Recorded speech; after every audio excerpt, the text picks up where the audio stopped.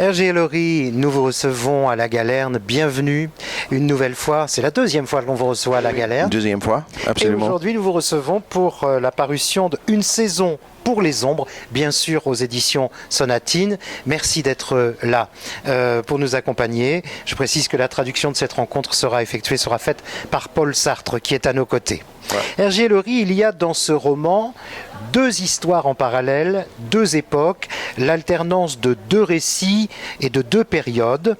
Il y a aussi un décor, avant de parler des personnages, un décor, Jasperville, une petite ville perdue, éloignée de tout au Canada, qui connaît 8 mois d'hiver dans l'année, une région glaciale, exposée au vent.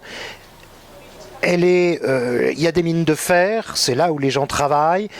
En fait, il n'y a rien d'autre que cela. Qu'est-ce qui vous a inspiré une ville et un endroit pareil ? Le directeur de la maison d'édition a expliqué qu'il y avait beaucoup de lecteurs chez les Québécois. Elle a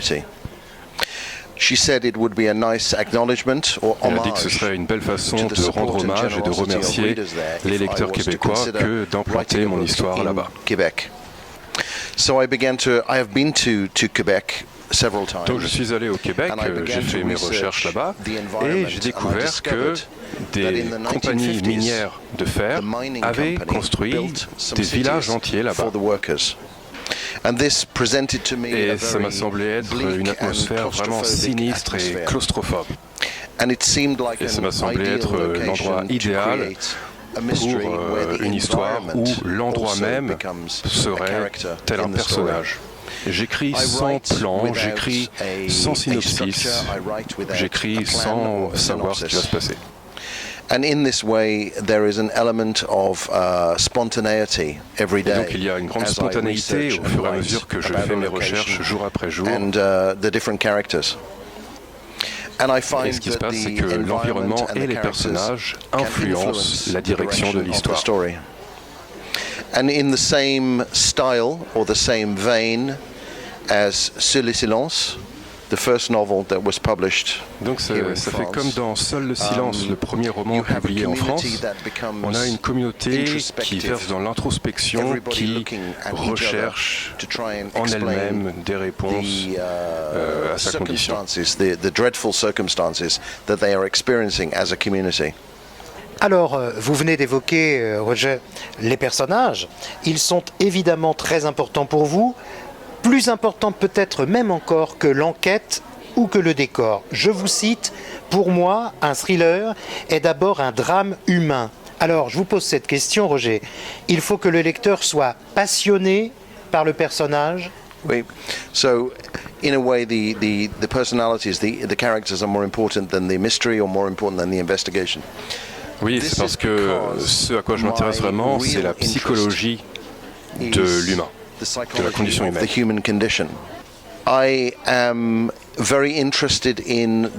J'aime placer un individu ordinaire dans une situation extraordinaire. Et de cette façon, on peut explorer tout le spectre des émotions de l'être humain. Je veux écrire des personnages qui semblent être de vraies personnes. Donc lorsque j'écris, je me demande qu'est-ce que je ferais moi, qu'est-ce que je déciderais. Je vais écrire des livres auxquels les gens pensent lorsqu'ils ne les lisent pas. Je veux écrire des personnages auxquels les gens pensent une fois qu'ils ont fini le livre. Et de cette façon, on ressent un lien étroit, une connexion avec ces personnages. De temps en temps, je reçois des mails de lecteurs qui me posent des questions sur les personnages, comme si c'était de vraies personnes. Et c'est toujours un compliment pour moi.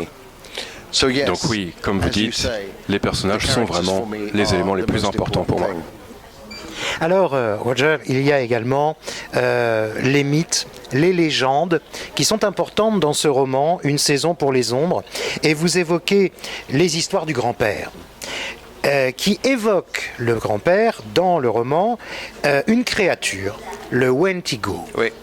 qu'est-ce que le Wendigo? C'est une créature qui fait peur. Il y a aussi cette partie du roman qui est très étrange et assez glaçante dans le roman. I think this is something that occurs in every culture. Je pense que c'est quelque chose qu'on retrouve dans toutes les cultures. En tant qu'être rationnel, on cherche à expliquer les comportements irrationnels. Lorsque l'on entend des circonstances absolument terribles, on n'arrive pas à croire qu'un autre être humain puisse faire des choses aussi horribles, aussi affreuses. And the idea of some supernatural animal or creature or identity being responsible for actions. Et le fait d'imaginer une créature surnaturelle est finalement une façon de garder confiance en la nature humaine. Parce qu'on ne veut pas avoir à mettre en question notre foi, notre croyance en les autres êtres humains. Je crois, Roger, que vous avez été très influencé par le cinéma. J'ai été, écrivez-vous, avez-vous dit un jour, j'ai été comme élevé par le cinéma et je crois avoir noté que votre goût pour le récit noir, pour le roman noir, vient plus du cinéma que de la littérature. Je suis devenu orphelin dès un très jeune âge. J'ai passé mon enfance en pensionnat et en orphelinat. Et pendant 2 à 3 semaines par an, je passais pendant les vacances, j'allais chez ma grand-mère. Elle ne savait pas quoi faire, elle ne savait pas comment divertir un jeune enfant.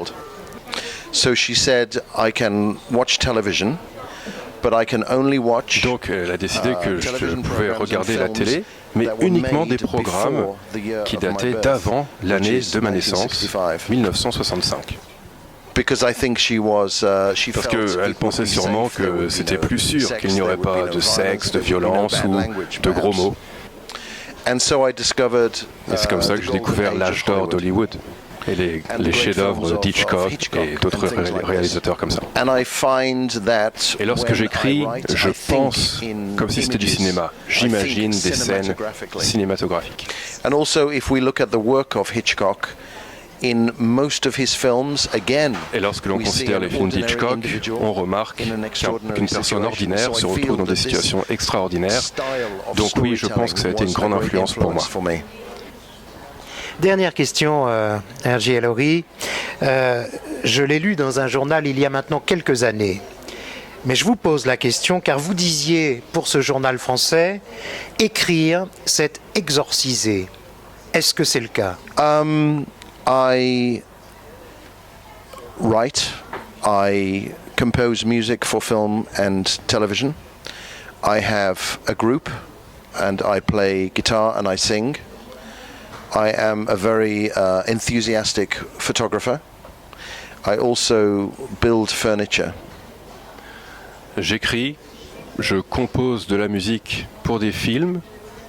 Je fais un groupe et j'ai un groupe de musique. I'm very enthusiastic about photography. Je fais de la photo, je suis un grand amateur de photographie et je construis des meubles.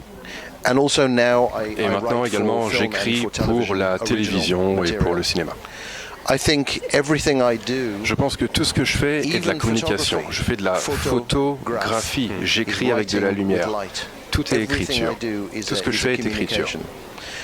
Je pense être une de ces personnes pour qui c'est impossible de garder le silence.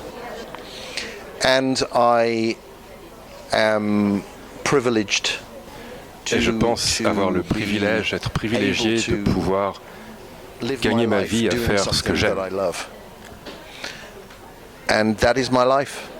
Et voilà, c'est ça ma vie. Merci de passer un moment de votre vie ici, à la Galerne, avec nous au Havre, Roger. Merci, R.J. Ellory, de votre présence. Et merci à toi pour l'invitation. C'est très, très gentil. Thanks very much. Merci.